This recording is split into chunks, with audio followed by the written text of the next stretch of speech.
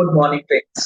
GST platform के YouTube channel में आप सभी का स्वागत है। जी हाँ फ्रेंड्स, 8 अप्रैल 2025 ये है लास्ट डेट। अगर आप सेक्शन 16 सब सेक्शन 4 के अंदर ऑर्डर के साथ उसका बेनिफिट लेना चाहते हैं 16/5 का और रेक्टिफिकेशन को लेकर के, इसकी डिटेल्ड वीडियो हमने ऑलरेडी आपको समझाई थी कि ये 8 अप्रैल 2025 कैसे निकल के आ रहा है और इसमें क्या कंफ्यूजन है। आज का ये सेशन जो है इसमें हम लोग ये डिस्कस करेंगे कि सेक्शन 16 सब सेक्शन 4 का जो ये रेक्टिफिकेशन है, क्या ये नॉर्मल रेक्टिफिकेशन है और ये फाइलिंग किस तरीके से होगा, पोर्टल पर आपको किन चीजों का ध्यान रखना है। तो जुड़े रहिएगा इस पूरे सेशन के एंड तक ताकि आपको कोई भी कंफ्यूजन ना हो और आप इस रेक्टिफिकेशन में 1% भी गलती जो है वो अफोर्ड नहीं कर सकते। तो आप अपने प्रोफेशनल, आप अपने कंसल्टेंट से मिल करके समझ लीजिए कि आपका केस 16/4 के अंदर जाएगा या नहीं। आपका केस अगर 16/4 के अंदर नहीं जाएगा तो 128A के अंदर आप जा सकते हैं या नहीं। ये सारी बातें आपको आज के सेशन में समझ में आएंगी। जल्द से जल्द एक्शन लेना बेहद इंपॉर्टेंट है क्योंकि 31 मार्च 4 दिन 5 दिन बचे हैं, 8 अप्रैल में 10 दिन बचे हैं। तो ये जो 8-10 दिन का गेम है ये बहुत ही इंपॉर्टेंट है, बहुत ही ज्यादा क्रुशियल जो है। ये दो डेट्स होने जा रही हैं और इसका इम्पैक्ट, आपको इसका जो असर है वो समझ में आएगा इन डेट्स के पार हो जाने के बाद।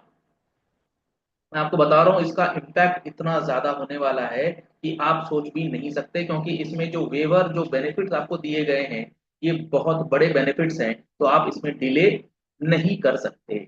अब है क्या मैटर, इस चीज को समझिएगा।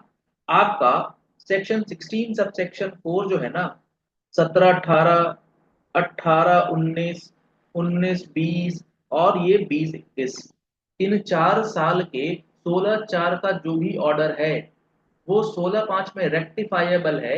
16/5 अगर आपके ऊपर एप्लीकेबल हो गया, 16/5 ये कहता है कि इन 4 साल का इनपुट टैक्स क्रेडिट अगर आपने 30 नवंबर 2021 तक ले लिया है तो आपके ऊपर 16/4 एप्लीकेबल नहीं होगा, सारा का सारा आईटीसी एलिजिबल माना जाएगा।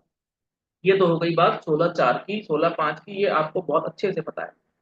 अब आते हैं कि एक केस हुआ, वो क्या हुआ। वो कुछ इस तरीके से हुआ कि एक पर्सन का डिमांड ऑर्डर आया है।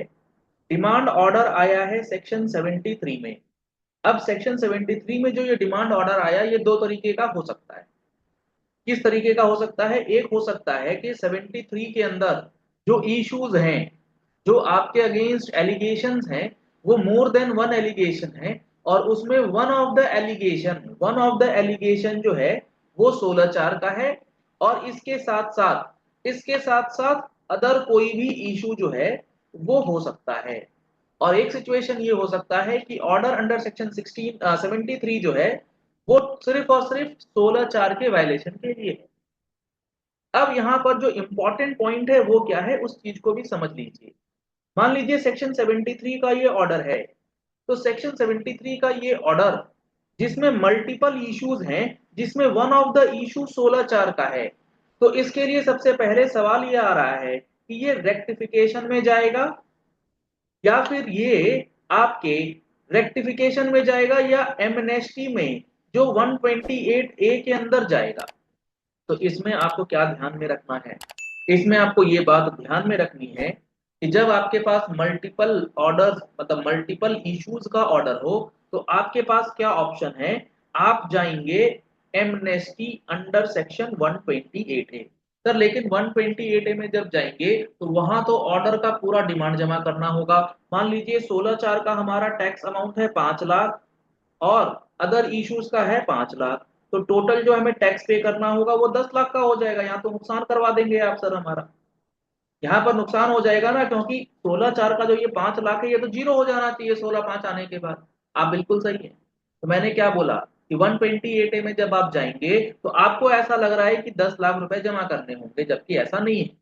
क्योंकि जब आप एमनेस्टी स्कीम में जाते हैं तो एमनेस्टी स्कीम आपको ये ऑप्शन देती है कि आप सिर्फ और सिर्फ अदर इश्यूज के लिए टैक्स जमा करेंगे।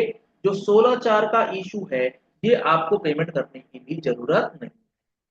जो हमारा रूल है, जो हमारे फॉर्म्स हैं, जो हमारा प्रोविजन है वो एम्पली क्लियर है इस चीज को लेकर के। अगर आप एमनेस्टी स्कीम को लेकर के थोड़ा भी कंफ्यूजन है, ऐसे क्रिटिकल पॉइंट्स आपको नहीं पता है, तो इसके लिए आप हमारे जीएसटी का एमनेस्टी स्कीम का एक्सक्लूसिव कोर्स बहुत ही रीजनेबल वैल्यूज पे आपको प्रोवाइड किया जा रहा है। आप उन कोर्सेज को एनरोल करा सकते हैं और 128 की इंट्रिकेसीज, ऐसे ऐसे क्रिटिकल पॉइंट्स जो हैं वो आप समझ सकते हैं कि अगर मल्टीपल ईयर्स हैं, मल्टीपल ऑर्डर्स हैं, मल्टीपल इश्यूज हैं, तो कैसे आप इस चीजों को डील करेंगे। और आप अपने प्रोफेशनल और कंसल्टेंट की मदद को बिल्कुल लीजिएगा, अदरवाइज ये सारी गलतियां आप फिर से दोहराएंगे और आपका जो रेक्टिफिकेशन या एमनेस्टी का बेनिफिट है वो खारिज हो जाए।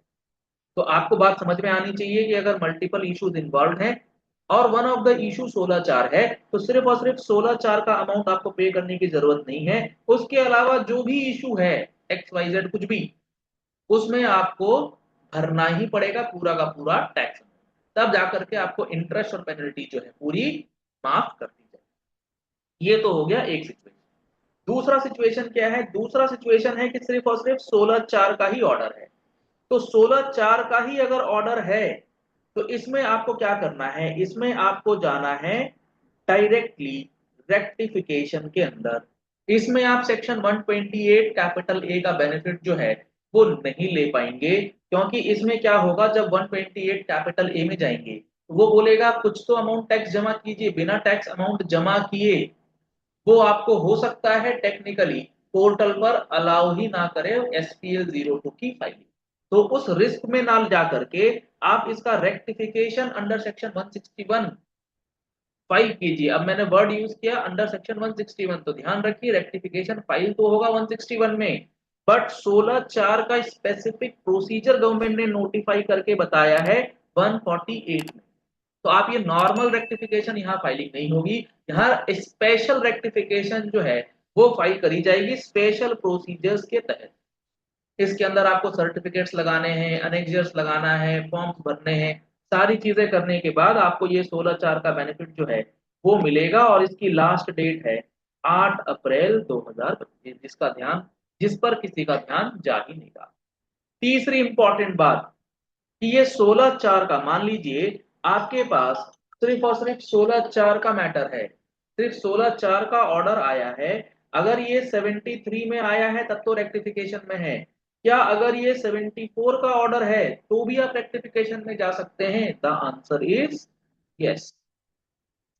16/4 के मैटर का रेक्टिफिकेशन इस चीज का मोहताज नहीं है कि ये 73 है या 74, वो एमनेस्टी के लिए है। दो चीजों को कंफ्यूज कर रहे हैं लोग कि 73 का ऑर्डर होगा तो ही बेनिफिट मिलेगा। जी नहीं, एमनेस्टी है 73 के लिए।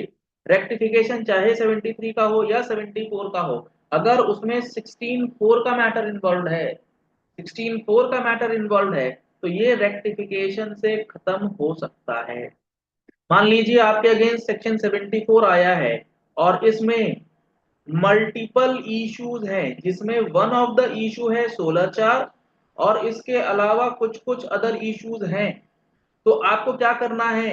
इसमें आपको 16/4 के लिए फिर से वही 16/5 का जो स्पेशल मैकेनिज्म है, उस स्पेशल मैकेनिज्म के अंतर्गत आपको फैसला जो है वो लेना है और अकॉर्डिंगली अपना रेक्टिफिकेशन जो है वो फाइल करना है या अपील फाइल करना है, या जिस भी लेवल पर आप हैं उस लेवल पर इसको अपनी पोजीशनिंग लेते हुए सारी चीजों को सामने प्रस्तुत करना जरूरी है, ताकि आपका डिमांड खत्म हो।